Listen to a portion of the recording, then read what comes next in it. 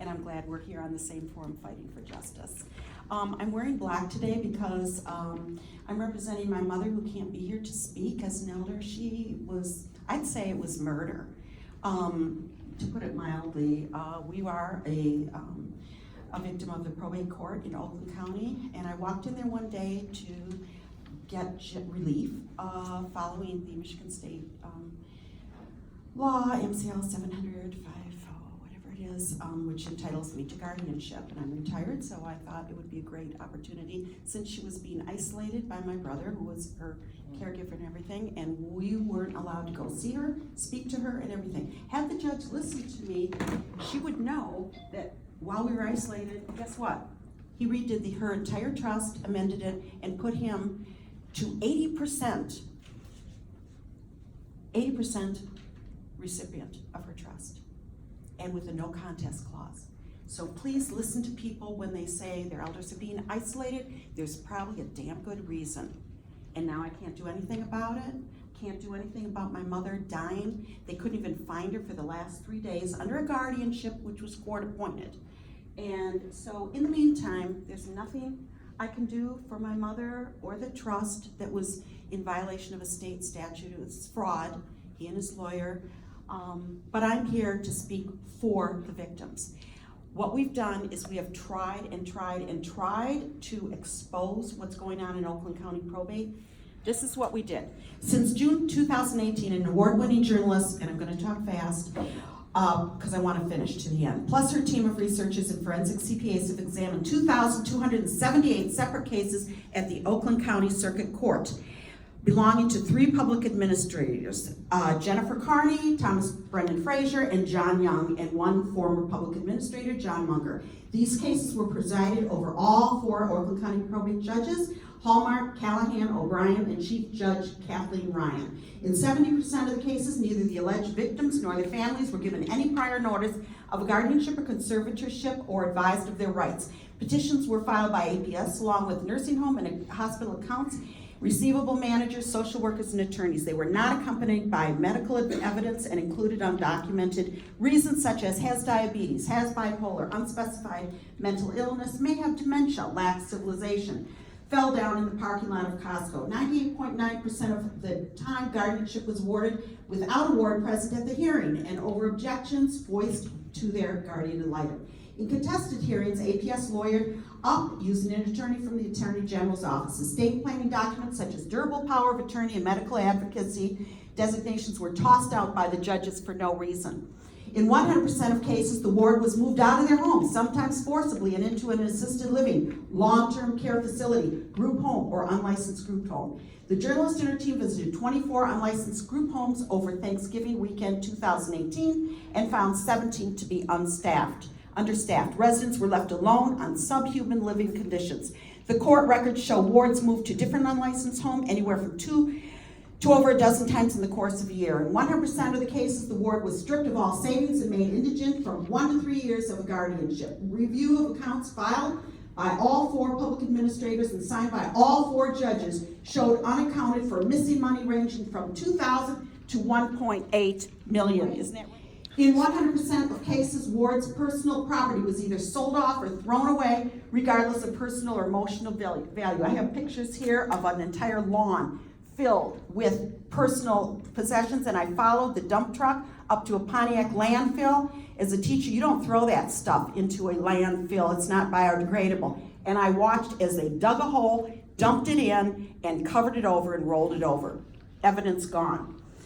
In 100% of the cases, wards' homes were sold from anywhere from $10,000 to $150,000 below market value. This is a scheme. Homes were sold within a week of being listed, and buyers were most often investors, including estate and probate attorneys. In 100% of the cases, the ward's vehicles were sold off and the value unaccounted for and unreported in accounts and inventories. In 100% of the cases, annual reports of visits were lacking any substantial evidence information on the ward's health or well-being. In 89% of the cases, families who tried to release their wards faced prolonged legal battles, lasting anywhere from 8 months to 4 years. Forced isolation of the wards was common. Families complained the wards were moved by public administrators, and no one was notified. In 2018 elections, wards were not permitted to vote. Were not permitted to vote. Under EPIC, guardianship or conservators is supposed to be temporary, but without a home, car, access to a computer, or decent clothing, a ward cannot become self-sufficient because getting a job is impossible. Court files showed wards who have been under guardianship for over 20 years. Two other task force, the 1998 Michigan Supreme Court and 2005 Governor's Task Force recommended changes, none of which were implemented. Why will this one be any different? The journalist spotlighting Oakland County Probate Court was barred from the Attorney General from attending a March 25th press conference, announcing the task force, at which Supreme Court spokesman John Nevin said, "We have no specific instances of wrongdoing." Yet only 13 days earlier, this out-of-state journalist and her team had presented the Attorney General office with documentation proving the findings, and I was there that day. In fact, when I went up to speak, the victims' advocates, the room cleared out.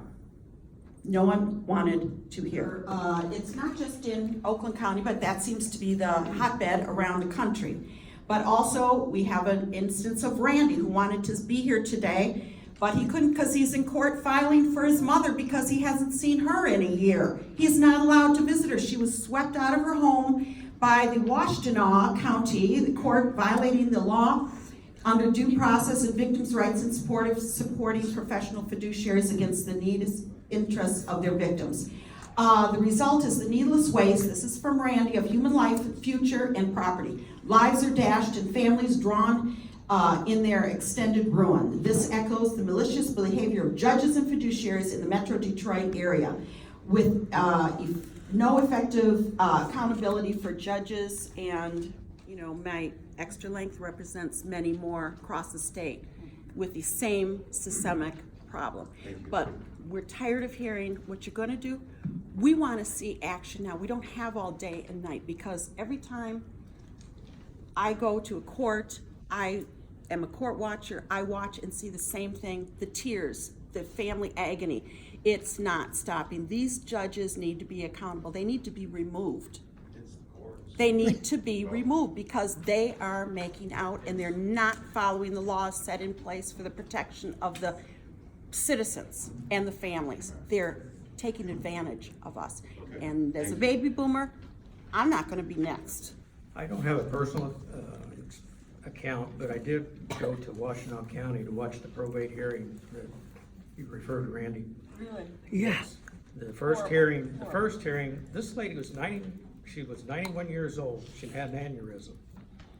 She sat in that courtroom and went through a list of what that the conservator had spent that she disagreed with. She asked the judge, she didn't want the attorney she had appointed anymore. And basically after all this, the judge just blew it all off. I'm reappointing the attorney. She appointed a new guardian. She appointed a new conservator because they had an agreement before that. They were going to sell her home. And that was the reason a lot of us showed up to support Randy, because he was trying to stop just everything going. It was rather interesting because the judge called the conservator, the guardian, and the lawyer up to the front of the bench and then turned on white noise. So basically nobody in the audience could overhear anything. Now, I thought that was rather strange, but I'm just a dumb country boy. But what I would suggest to y'all, because the second hearing, when I went to it, it started out, Randy had gotten a lawyer, the judge insulted the lawyer he'd gotten to start with. Then she just basically stated, I want to get this over with today. She had no regard for his mother or what was going on. And the whole point of this, they wanted to sell her home and deplete her of her assets. This lady was 91 years old. She'd had two homes. They'd already sold one that she'd used for rental income. And now they're going to sell the home she wanted to live in. They moved her out of her home in the middle of the night with 5 policemen to a facility. Randy didn't know where she's at for a month and a half. Locked her up, basically, because it was in where you had dementia or Alzheimer's, but she didn't. And they admitted, the guardian admitted that in court. It was just to cut off the family so she couldn't get visited. So you've got some problems, I think, with judicial oversight. You got to figure out where you've got bad judges, because I'm sure you know there are some. But your lawyers aren't. It's a system, like you said. Lawyers aren't gonna challenge the judge, judge isn't gonna break the system, and it's almost like they all got their fingers in the pot and they don't want the pot broken. What's that got to do with a person's liberty? You get stuck under a guardian, you've lost your liberty, and then you lose your life. So, you know, our system's broken and you need to fix it. A similar thing happened to my brothers and myself, where our father was isolated and alienated by the caregiver. I did contact the state for elder abuse. We did go through the motions. There was a hearing granted by the local judge, and when it came time, our father had to see a physician. It was ordered that he had to see a physician at least 5 days before the hearing. And the caregiver gave the DHHS worker a runaround, and by the time he did get to the physician, it was a physician that she had picked out. And the physician basically was from a walk-in clinic and declared our father that he did have dementia, but he was competent to make his own decisions. In the process of her care, where we were led to believe that he had been seeing a doctor regularly, he had been properly cared for, and she was helping out with his finances, which was our mistake of trusting her. We found that he signed over a business to her, he sold his house for under market value, and now, since the physician that she brought him to declared dementia, but competent of taking care of his own affairs, the hearing was canceled, and now we have no place to go. And we just would like to know what our options are, because now he is in his care, she will not let us near him, and we're fearful for his safety. We just need some options. Or what community are you from? And What Lake co- County. I'm sorry? Osceola County. Osceola? Lake County. And they did try, but I don't understand how it was that the caregiver was the one that dictated everything. She portrayed us as the greedy, awful children that just wanted his money. And the main reason we dealt with her was because his goal was to stay in his house. And the only way we found out that he had sold his house is through my job working with the courthouse, and a friend at the courthouse said, "Oh, your dad sold his property, where's he gonna go?" And so everything was done in secrecy. He was isolated from us, and he was turned against us. And now we're afraid that she's gonna deplete his funds completely. Who knows what she's gonna do with him? And she's just gonna walk away scot-free to do it to somebody else.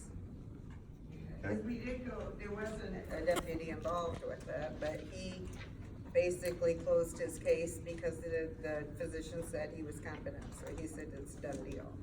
Competency is not the standard for criminal conduct. It's vulnerable adult